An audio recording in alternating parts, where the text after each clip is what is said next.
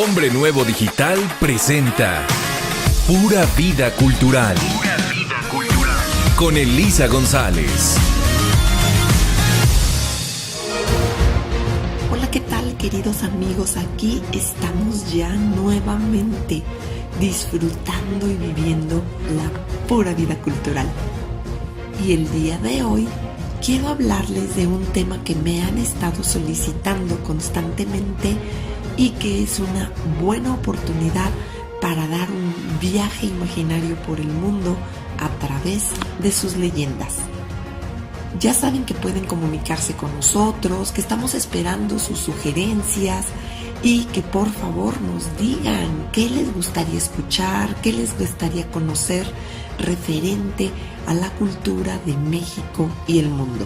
Ya saben, arte, tradiciones, gastronomía, historia, anécdotas, todo lo que les gustaría saber, por favor háganoslo llegar.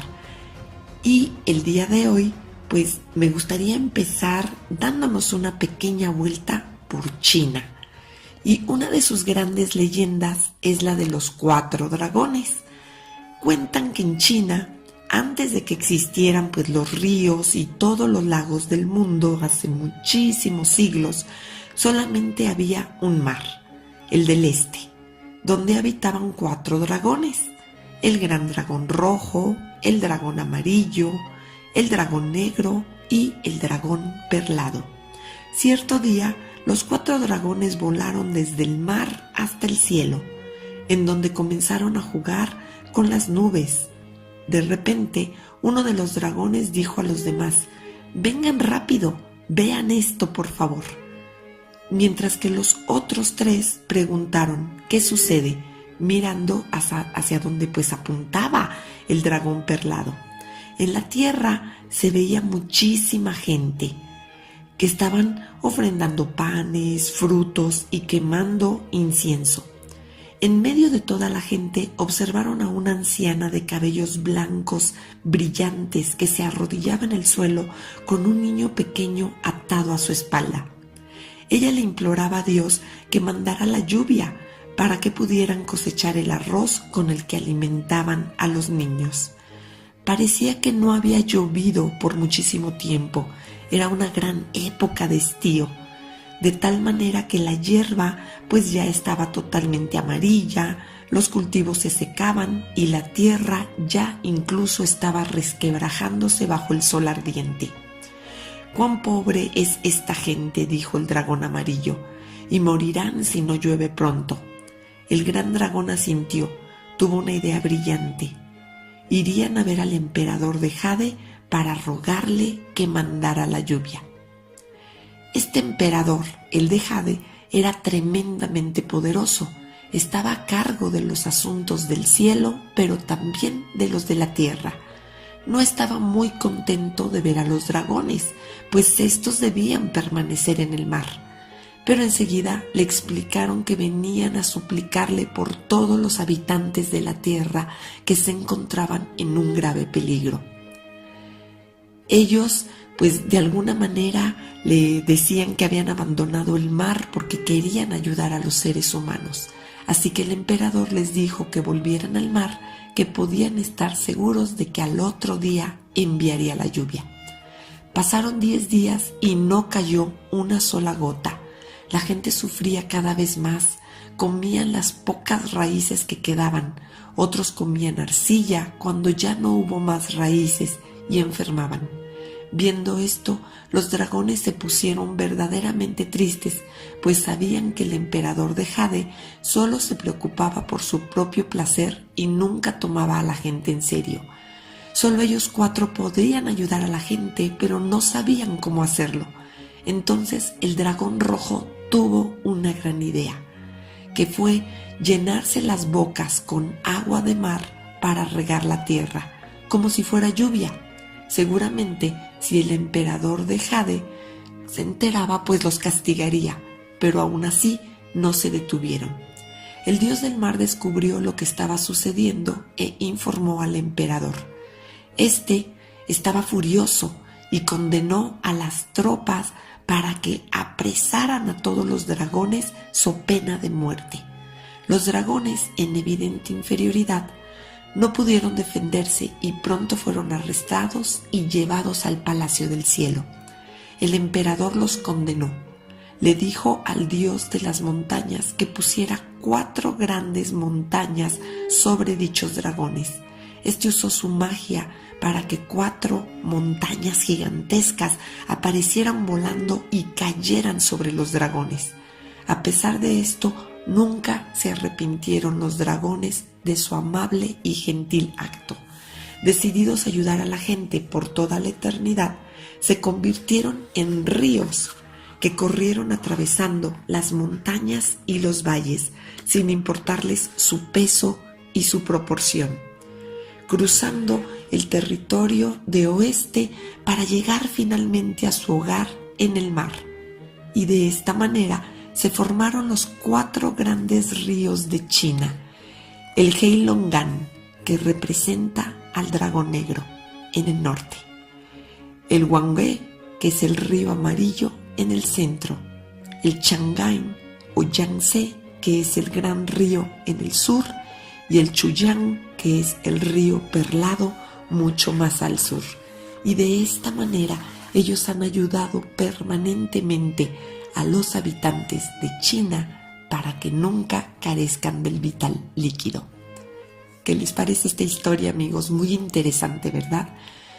Pues ahora vamos a irnos un poquito más hacia el sur del planeta y visitaremos una región grande conformada por varios países, que es África, donde existe una leyenda muy famosa que es la de Babalu Aye. Según la mitología Yoruba, hay un dios que puede vencer cualquier enfermedad. Su nombre es Babalu Aye, conocido también en San Lázaro, en Cuba. Cuentan que Babalu Aye fue un hombre justo, muy sencillo, bondadoso, humilde, pero eso sí, muy poderoso, conocido no solo por su fortuna, sino y principalmente por su capacidad para enfrentar la adversidad. Nunca se quejaba, con él no había lamentaciones inútiles. Su buena disposición siempre le permitía no dejarse abatir por ningún contratiempo. Era un hombre muy querido y muy respetado. Eso sí, muy joven, pero se le escuchaba en su tierra, allá en Benín. Incluso Olofín, que es el dios en la religión Yoruba, confiaba en su sensatez y en su ecuanimidad. Sucedió que un día Echú, el que era el dios de las encrucijadas, le argumentó a Olofín que no había ni siquiera un hombre justo en la tierra, que los hombres eran malos, que eran perversos, vengativos y que siempre estaban tratando de sacar provecho. Olofín ni siquiera lo dudó y mencionó de inmediato a Babalu Aye como un ejemplo de todo lo contrario. Y para dar mayor peso a sus palabras, retó a Echú a que lo tentara y le hiciera perder su fortuna y su gracia. Echú hizo que Babalu Aye perdiera todo lo que poseía, pero este aún así no maldijo ni renegó. Al contrario, siguió siendo un gran devoto de Dios. Echú estaba indignado, se quejó nuevamente ante Olofín, pues pensaba que Babalu Aye conservaba su compostura porque a pesar de que no tenía fortuna, pues tenía salud, y todo hombre sano se siente en condiciones de rehacer su vida. Olofín, confiando siempre en Babalu Aye, instó a Echú a quitarle también la salud, y allá fue Echú a cubrir a su víctima con esta terrible enfermedad, la lepra, la cual lo convirtió en un apestado entre su propia gente. Ya nadie se quería acercar a Babalu Aye, pero ni así logró que Babalu se quejara ni maldijera. Volvió Echú entonces ante Olofín, quien, molesto por tanta insistente saña, lo increpó diciéndole que no solo no le daría una oportunidad más para perjudicar a un hombre cuya integridad estaba más que probada, y a quien lo único que restaba por hacerlo era privarlo de la vida. sino que en su decisión irrevocable era devolverle a Babalu Aye fortuna y salud como bienes que se merecía. Fue así que Babalu Aye, más poderoso y fuerte que antes, echó a andar por los caminos de su tierra en busca de una mujer con quien establecerse, con quien formar una familia y asegurar una descendencia. Pero quiso su mala suerte que se prendara de la hermana del rey de una tierra vecina, a la cual contagió con sus llagas por no haber esperado el tiempo suficiente para su curación. Enterado el soberano, desterró a Babalu Aye, quien se vio de nuevo en el camino con sus sueños rotos de descendencia y triste porque se le condenaba a vagar sin un destino fijo. Entonces cruzó la frontera y fue a parar muy lejos de su tierra, a un hermoso lugar por donde cruzaba un río y crecían enormes y frondosos árboles. Allí se radicó y fue feliz durante algunos años, sin abandonar la esperanza de formar una familia. Después de un tiempo, conoció a una hermosa mujer de sedosa y brillante piel morena, quien procedente de otras tierras había arribado allí por azares del destino. Con amor y tenacidad, ella ayudó a Babalu Aye a formar a su familia y recuperar su prosperidad. Con el paso del tiempo, ellos fueron conocidos como una familia muy formal, muy seria y muy dispuesta a ayudar a todos con generosidad, pero sobre todo con el ejemplo. Babalu decía que lo importante no era el sufrimiento, sino el aprendizaje, y que de aprender los seres humanos podrían ser mejores, y de esta forma continuar el mundo con gran felicidad. ¿Qué les ha parecido, queridos amigos? Pues hemos hecho un pequeño paseo por China y por África. Si les parece bien, continuamos paseando y conociendo otras partes del mundo a través de sus leyendas después de un corte. Aquí seguimos, amigos, disfrutando pues este conocimiento del mundo a través de sus leyendas, recordando que estas son narraciones fantásticas que mezclan pues realidad, fantasía, tradiciones para desplegar un mundo maravilloso pues que nuestros antepasados nos han legado. La mayoría de estas leyendas han pasado de generación en generación a través de la tradición oral. Por eso es que podemos encontrar cientos de leyendas e inclusive 2 o 3 historias pues diferentes con respecto al mismo tema o distintas versiones de la misma, pero en esencia se trata del mismo relato. Recordemos que en muchas ocasiones estas leyendas han sido adaptadas al contexto cultural de cada región, y si bien les estoy contando esto con base en diferentes lecturas, pues quiero reconocer un texto de leyendas del mundo de Gibran Valle, que es quien hace una recopilación general de las mismas. Aquí les sugiero pues siempre leer distintos autores, buscar en distintas fuentes analógicas, digitales, no perder la esencia de visitar alguna biblioteca y pues pasear un poco con la imaginación. Y ahora, y aprovechando que estamos en el mes más romántico del año, este mes del amor y la amistad, pues les voy a contar la leyenda del Irazú en Costa Rica. Irazú es un vocablo indígena que significa montaña tormentosa y de terremotos. En la actualidad, el volcán está inactivo, pero en el pasado tuvo algunas erupciones, siendo la última en 1994. Lo que les voy a contar ahora es la leyenda romántica que explica el origen de este volcán. Una noche, alumbrada por la hermosa luna plateada, 2 enamorados se encontraban a las orillas de un río. Ella era la hija de un gran cacique. Era una muchacha muy hermosa, profundamente enamorada de su amado, muy delicada.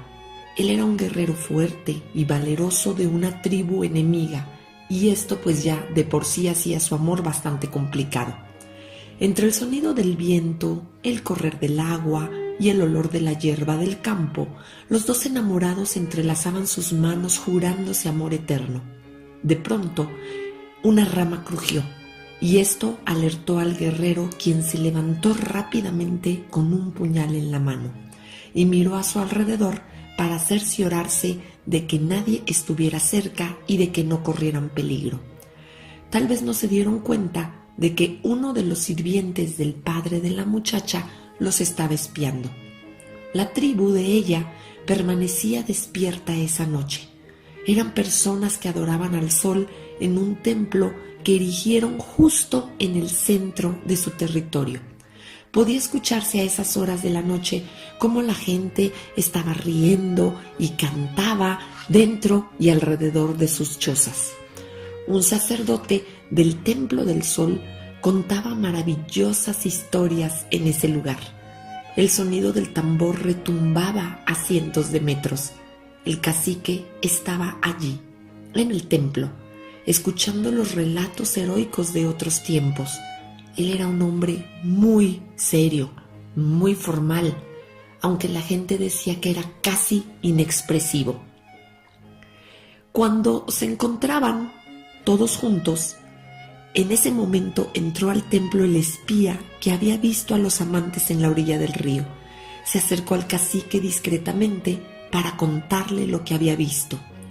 Los presentes no escucharon nada, pero vieron que el rostro, generalmente sin expresión alguna del cacique, cambiaba de forma repentina. No sabían con certeza qué expresaba, pero lo que sí podían adivinar es que algo estaba absolutamente mal, que no estaba feliz con lo que acababa de escuchar. El cacique se levantó furioso y se dirigió al altar del dios Sol. Bruscamente rasgó su ropa e hizo una oración.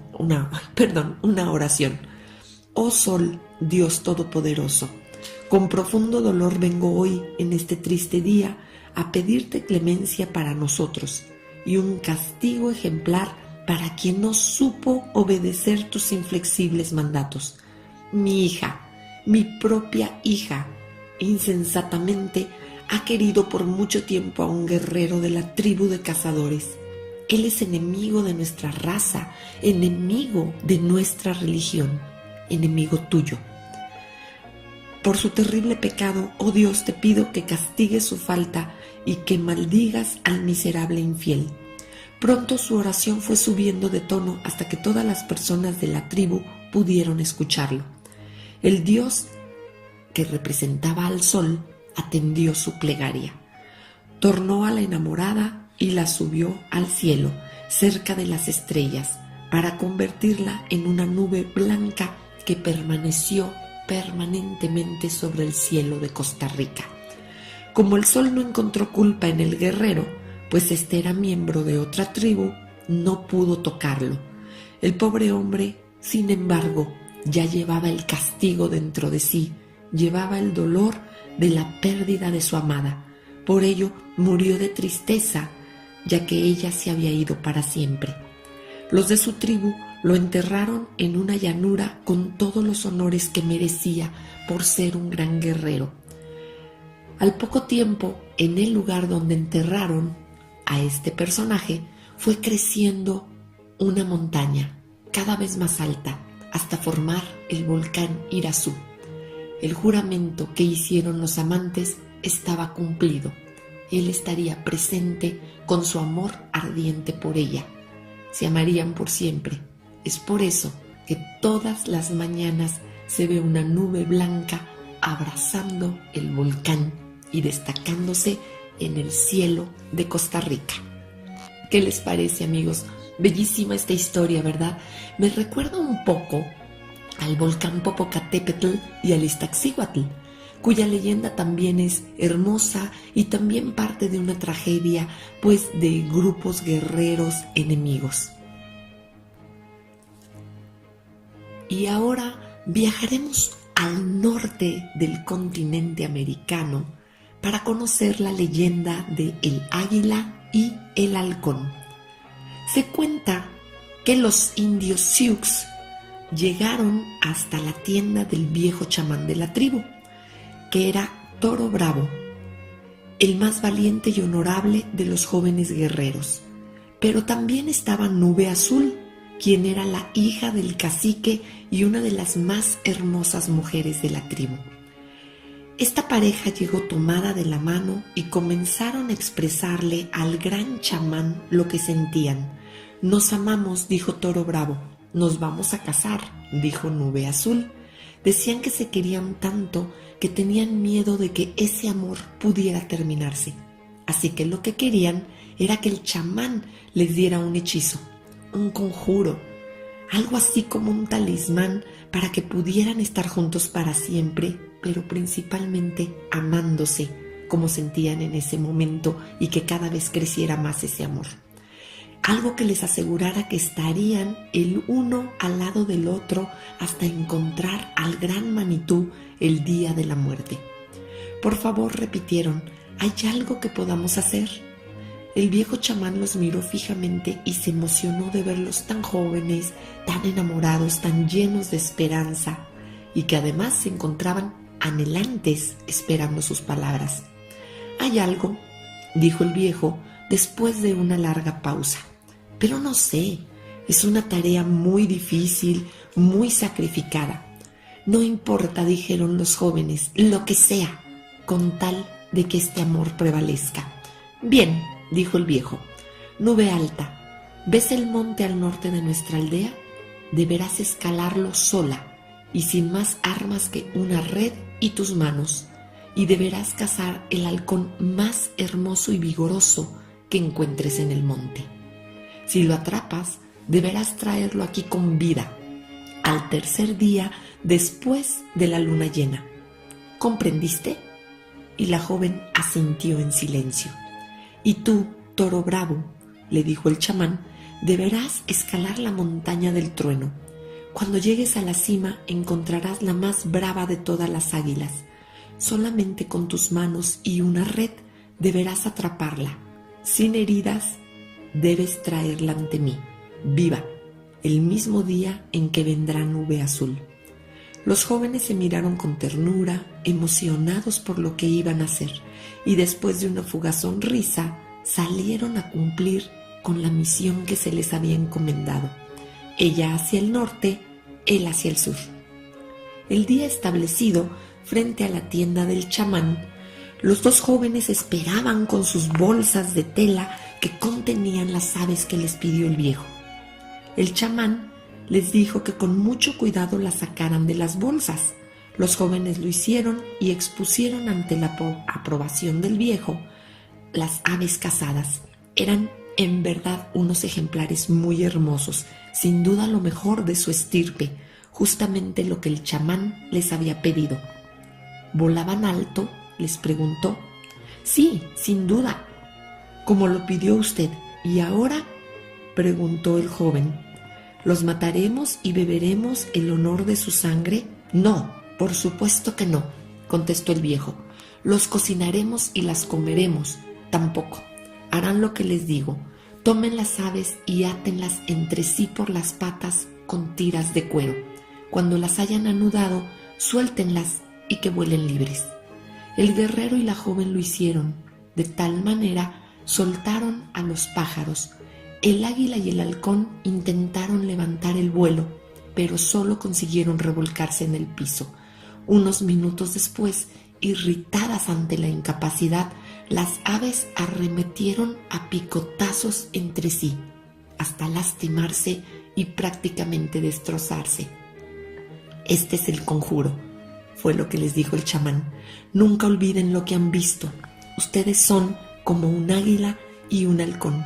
Si se atan el uno al otro, aunque lo hagan por su gran amor, no solo vivirán arrastrándose, sino que además, tarde o temprano, empezarán a lastimarse el uno al otro. Si quieren que el amor entre ustedes perdure, vuelen juntos, pero jamás atados». ¿Qué les parece, queridos amigos? Una historia que, además de ser muy romántica, muestra una gran realidad. ¿Sí? Las parejas que se aman deben permanecer juntas, volar y crecer. pero jamás atarse. Pues vamos a continuar dando la vuelta por el mundo a través de sus leyendas después de un corte. Queridos amigos, continuamos dando un recorrido por el mundo a través de sus leyendas. Les recuerdo que pueden comunicarse con nosotros a través de nuestras redes sociales de Pura Vida Cultural, en Facebook, en Instagram.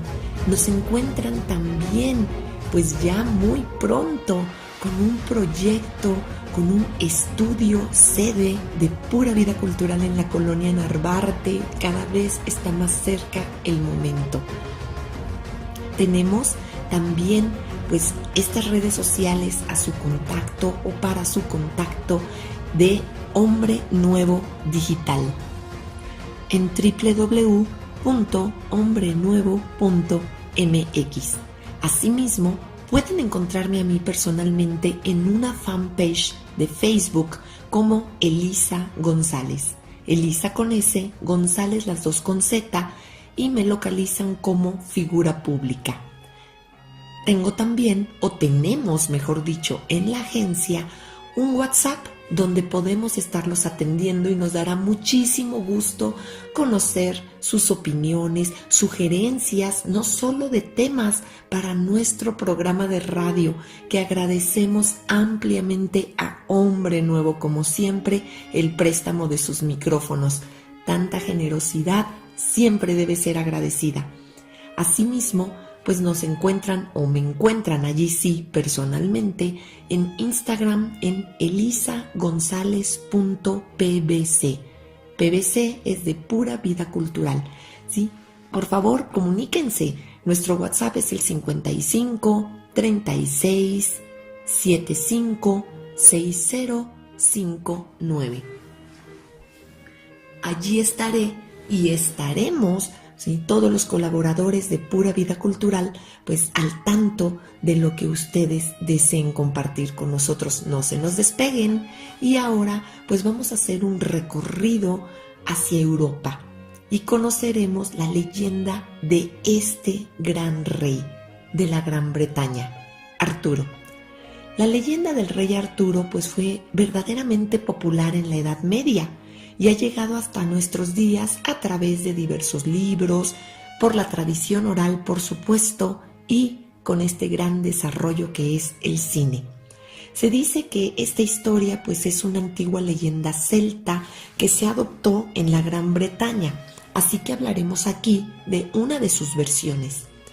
El sabio mago Merlín se encontraba en sus aposentos en el espeso bosque cuando vio a un sirviente del rey que se acercaba. El cortesano le dijo que el rey Uther Pendragon solicitaba su presencia, pues necesitaba sus consejos. Era sabido que Merlín pues era un mago muy poderoso y que estaba versado en el arte de la adivinación y de la transformación mágica.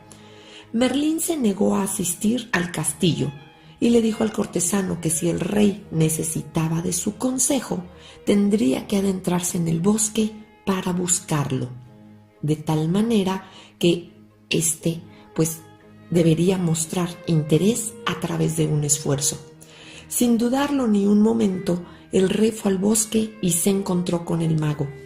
Se trata de un asunto del corazón, le dijo.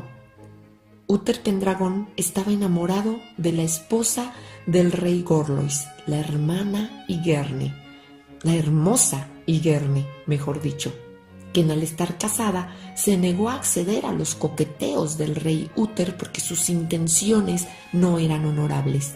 Fue así que Merlín le planteó la solución al rey. Mediante conjuros mágicos lograría que éste adquiriera la forma de Gorlois para poder disfrutar la compañía de la reina. Sucedió entonces que el rey Gorlois tuvo que salir de su reino para ir a la guerra. Y entonces Uther Pendragon, convertido en el otro rey, entró a la habitación y tuvo intimidad con ella. Naturalmente, la mujer quedó embarazada. Gorlois de Cornualles murió poco después en una batalla. Esta situación fue aprovechada por Uther Pendragon y fue así que se casó con la viuda.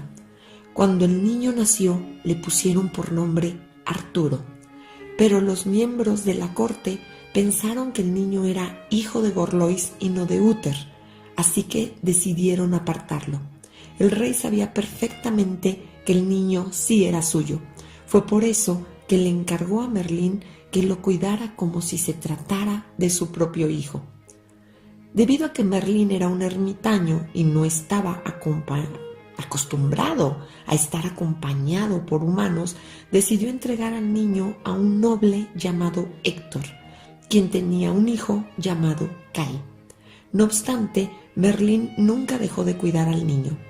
Unos años después, el rey Uther falleció sin dejar un heredero. Los miembros de la mesa redonda, sociedad formada por Merlín a petición del rey, no estaban muy seguros de quién era el que debía ocupar el lugar de Uther. Al enterarse de esto, Merlín clavó una espada en una roca.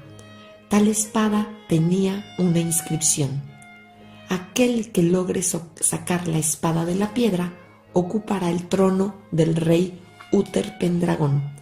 Cientos de caballeros, mendigos y cortesanos trataron de sacar la espada, pero parecía imposible. No los movía la buena voluntad, sino la ambición.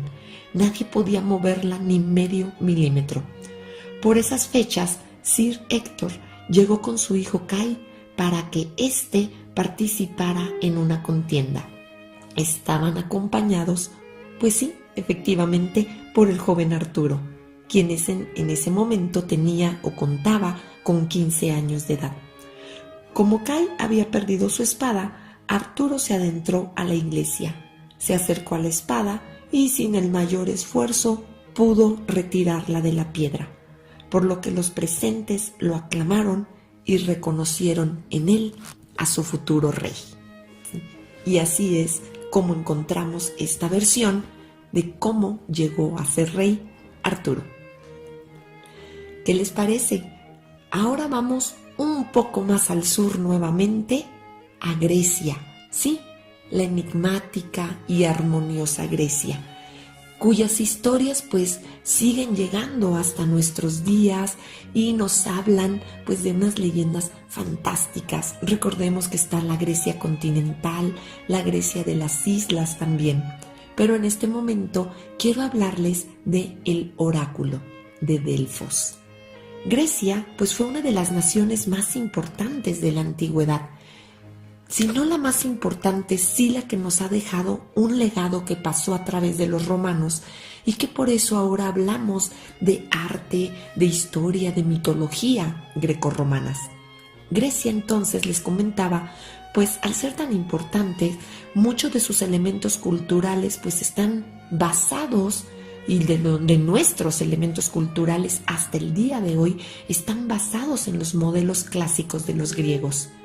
En aquella nación existía una ciudad sagrada llamada Delfos, dedicada a Apolo, el dios del sol, llamada Helios entre los romanos y por quien se han construido las famosas Heliópolis. El origen de Delfos se relata en un viejo mito que dice que Zeus soltó 2 águilas en los extremos opuestos del planeta. El punto donde estos se encontraran se reconoció como el centro de la Tierra y fue marcado por una piedra llamada Ónfalos, que significa ombligo. Mucho antes de que este lugar, Delfos, estuviera dedicado a Apolo, se rendía culto a la diosa Gea, la que representaba la Tierra.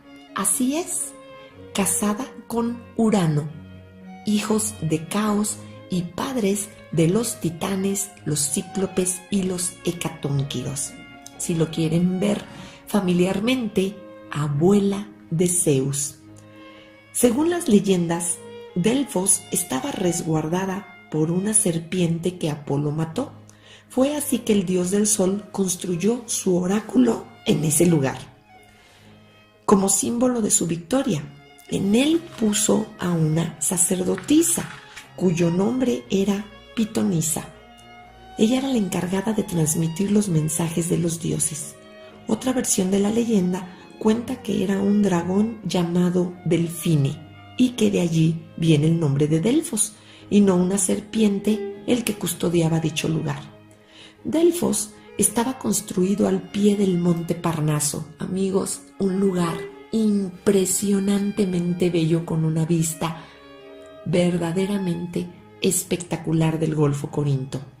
Un lugar mítico donde se reunían las musas y las ninfas, quienes bailaban al son de la lira del dios Apolo. Prácticamente todo el mundo helénico quería ir a Delfos para obtener alguna respuesta. Miles de personas, ricos, pobres, jóvenes, viejos, llegaban a modo de peregrinación desde la ciudad de Atenas. En el apogeo del oráculo eran necesarias 3 sacerdotisas para atender todas las solicitudes. Se tenía la creencia de que Pitonisa era la más acertada en sus predicciones. Por eso llegó a ser un lugar con esta persona muy reconocido. Incluso los romanos llegaron a adoptar el culto a Apolo. Pitonisa permanecía sentada en una silla de oro. Aquellos que acudían a su consulta debían purificarse en las aguas de la fuente Castalia antes de entrar. Después seguían un ritual que consistía en rociar una cabra con agua fría. Si el animal se estremecía o temblaba, podía sacrificársele para leer augurios en sus entrañas. Esta costumbre de leer el porvenir en las tripas de los animales también se practicaba en Roma, y además de cabras, también utilizaban reses.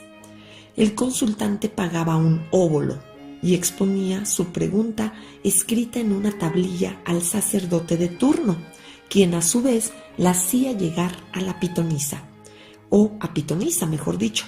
El sacerdote tenía que traducir su voz y luego le daba la respuesta en verso al consultante. Y aquí es donde encontramos esta tradición tan antigua de conocer el futuro, que no era necesariamente tal, sino que eran preguntas o consultas que se hacían de cosas muy importantes para las personas y que necesitaban una respuesta. Pues esta es la leyenda de cómo una persona, una mujer, Pitonisa, respondía a estas dudas. ¿Qué les parece? Continuamos después de un corte. Amigos, continuamos aquí en este tema del día de hoy, leyendas del mundo. Y para cerrar nuestro cuarto bloque, ¿qué les parece si nos quedamos en nuestro hermosísimo país? Y les contaré una leyenda que se llama El Señor del Rebozo. El edificio, que se encuentra situado a espaldas del que fuera el templo de Santa Catalina de Siena, funcionaba como un convento dominico en el siglo XVI, en lo que es la actual calle de Argentina, en nuestro centro histórico. Fue fundado por 3 mujeres muy ricas y muy religiosas, conocidas como las Felipas. Este convento recibía ayuda de casas, encomiendas y rentas, y de esta manera empezó a admitir monjas que se acogían a la advocación de Santa Catalina de Siena.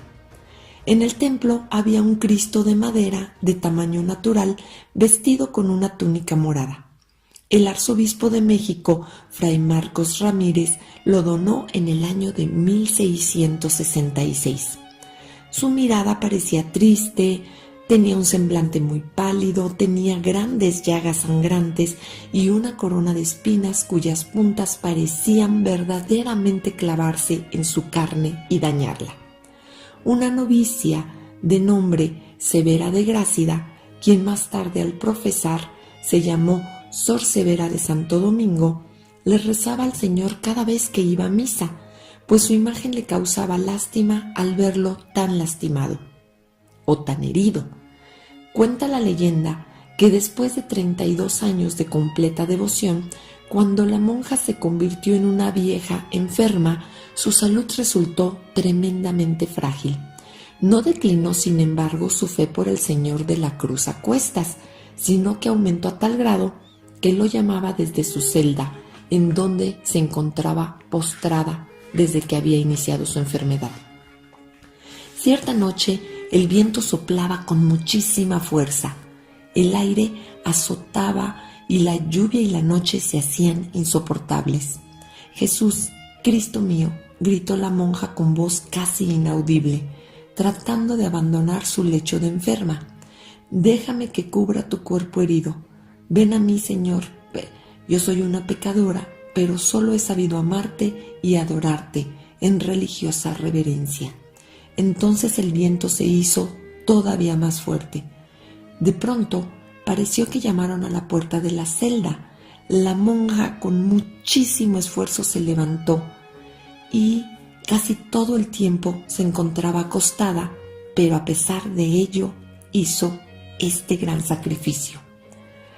Cuando abrió la puerta, vio a un mendigo desabrigado, temblando de frío, que parecía implorar por cobijo y por comida. La monja le ofreció un pedazo de pan mojado en aceite, agua y su rebozo de lana, con el que cubrió el cuerpo del mendigo. En ese momento, ella suspiró y cayó muerta. Al día siguiente, hallaron su cuerpo yerto, pero oloroso a flores, con una sonrisa en su rostro marchitado por los años y la enfermedad. Y allá, en el templo de Santa Catalina, cubriendo el cuerpo del Señor de la Cruz a cuestas, estaba el rebozo de la vieja monja. Desde entonces se ha considerado un milagro. Las religiosas y los fieles bautizaron a la imagen como el Señor del Rebozo, y muchos años estuvo expuesto a la veneración de los feligreses. Esto ocurrió hasta la exclaustración de las monjas, cuando el gobierno cedió este hermoso y legendario templo para causas civiles. Y así es como lo conocemos ahora, y tenemos también ya la noción de por qué se le llama el Señor del Rebozo. Y otra leyenda muy interesante es la creación del sol, que tiene mucho que ver pues con nuestra cultura y esta idea de que el sol pues cada noche moría y que había que alimentarlo para que volviera a salir al día siguiente. Pues contaban los antiguos mexicanos que en el principio de nuestra era, cuando todavía era de noche y los humanos no habían sido creados, se reunieron los dioses en la antigua ciudad de Teotihuacán. Uno de los dioses hizo un llamado: «Vengan, dioses, ¿quién será aquel que se encargue de ser el sol? ¿Quién alumbrará el mundo?». Entonces el dios del caracol, llamado Tecusistecatl, dijo: «Seré yo». Enseguida los dioses hablaron de nuevo pidiendo que alguien más se ofreciera. Sin embargo, los dioses tuvieron miedo. Ninguno quería echarse a cuestas un trabajo tan importante como ser el sol. Se miraban unos a otros esperando a que alguno se ofreciera. Entre ellos había un hombre roñoso llamado Nanahuatzin, que escuchaba atento a lo que los dioses discutían.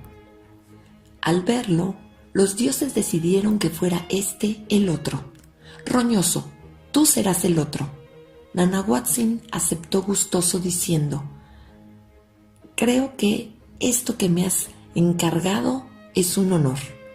A partir de ese momento, el roñoso y el dios del caracol hicieron penitencia durante 4 días. Ayunaron allá en Teotihuacán. Al término del ayuno, encendieron el fuego que llamaban la roca de los dioses, una gran hoguera. Tecusistecatl y Nanahuatzin tenían algunos instrumentos para hacer su penitencia, como era la costumbre antes de hacer cualquier ofrenda o sacrificio. Los objetos de Tecusistecatl eran muy valiosos. En vez de ramas de abeto, tenía plumas de quetzal. En vez de espinas de maguey, tenía espinas de jade. En vez de una bola de grama para clavar las espinas, llevaba una bola de oro, y ofrendó también el más rico de los inciensos. Por su parte, Nanahuatzin tenía los objetos más sencillos de todos: su propia sangre, espinas de maguey, carrizos verdes y brotes de caña. A cada uno de ellos se les hizo una montaña para que cumplieran penitencia. Se dice que estas montañas son las pirámides que están allá en Teotihuacán. Al cuarto día llegó la hora de arrojar los objetos al fuego para iniciar su trabajo y convertirse en dioses. A Tecusistecatl le dieron un hermoso vestido de plumas de garza para que se ataviara. A Nanahuatzin solo le entregaron una corona de papel, un taparrabo y una peluca de papel. Justo a medianoche, los dioses se formaron en 2 filas alrededor del fuego y en medio de ellos colocaron a Nanahuatzin y Tecusistecatl parados frente al fuego. «Échate al fuego, oh señor del caracol», gritaron los dioses, pero Tecusistecatl tuvo miedo porque al arder era intolerable, así que retrocedió. El señor del caracol intentó arrojarse de nuevo, pero no pudo, estaba completamente aterrorizado.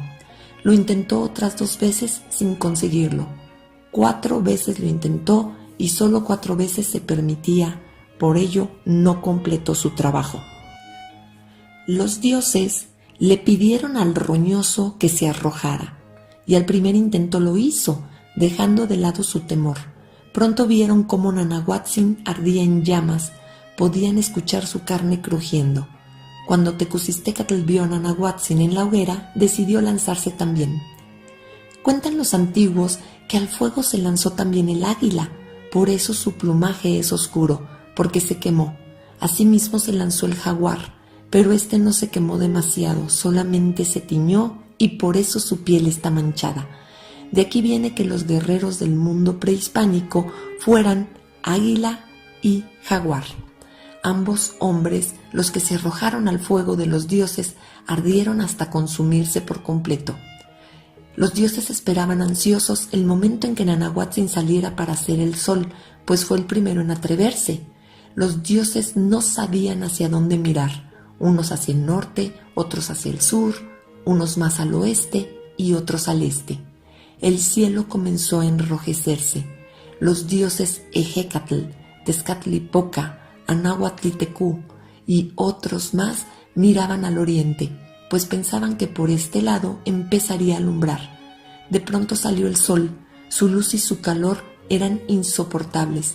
Enseguida salió otro sol igual de resplandeciente que el primero, pues 2 hombres fueron los que se arrojaron. Nuevamente los dioses organizaron un concilio, pues sabían que no debía haber 2 soles. Después de discutirlo, uno de ellos tomó un conejo y se lo lanzó a Tecusistecatl, apagando su luz e hiriendo su cara, como hoy se ve en las noches, pues es la luna. Más tarde, los dioses se dieron cuenta de que ni el sol ni la luna se movían, permanecían en un punto fijo, sin seguir su ruta. Hubo otro concilio. En este, los dioses decidieron sacrificarse para que los hombres de otras eras volvieran a la vida. Ejecatl, dios del viento, se encargó de matarlos a todos, pero uno de ellos, el dios Xolotl, no quiso morir, se escapó de la muerte entre las cañas verdes. A pesar de que los dioses se sacrificaron, el sol no se movía, seguía estático al igual que la luna. Fue así que Ejecatl sopló con gran fuerza para hacerlo mover, y el sol anduvo entonces haciendo el día, mientras que Tecusitecatl lo seguía, pero solo de noche.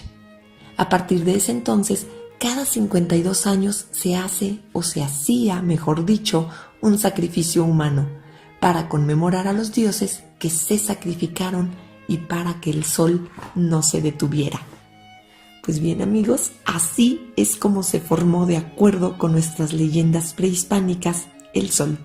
Y hasta el día de hoy nos ilumina. Pues estamos terminando. Espero que les haya gustado mucho todo este grupo de leyendas y que continúen acompañándonos y disfrutando pues todo el conocimiento. Aquí dejamos hoy nuestra participación. Y pues te recuerdo que soy tu amiga Elisa González y soy Pura Vida Cultural. Hombre Nuevo Digital presentó Pura Vida Cultural con Elisa González. Nos escuchamos la próxima semana. Hombre Nuevo Digital. Transmite desde sus estudios en la Torre Presidente Reforma, Andrés Bello 45, Colonia Polanco, Ciudad de México. Hombre Nuevo Digital. Formación en valores para un mundo mejor. Estamos cerca de ti. Una estación de Hombre Nuevo México.